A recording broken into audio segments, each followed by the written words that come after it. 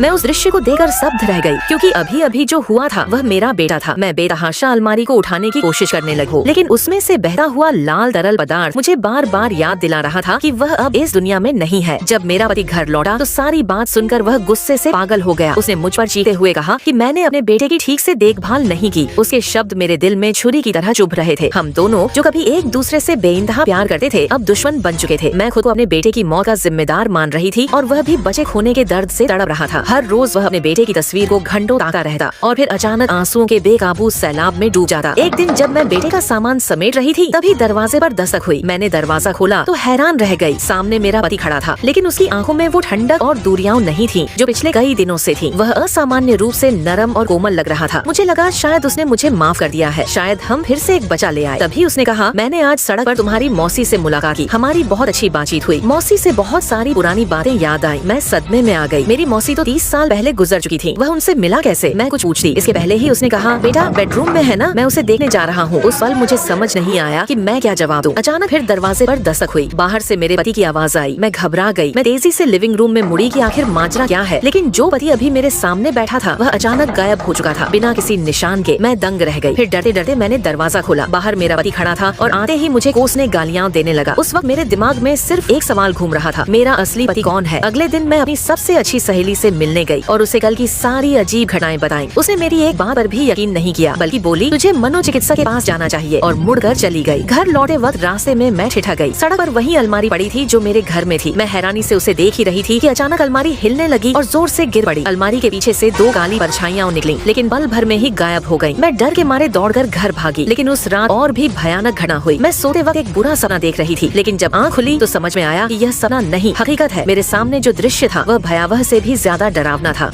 बेटा, मैं संकट मोचन हनुमान हूँ। मैं तेरे सभी संकट दूर कर दूंगा। तू इस वीडियो को लाइक करके चैनल को सब्सक्राइब कर ले और कमेंट में जय श्री राम लिख कर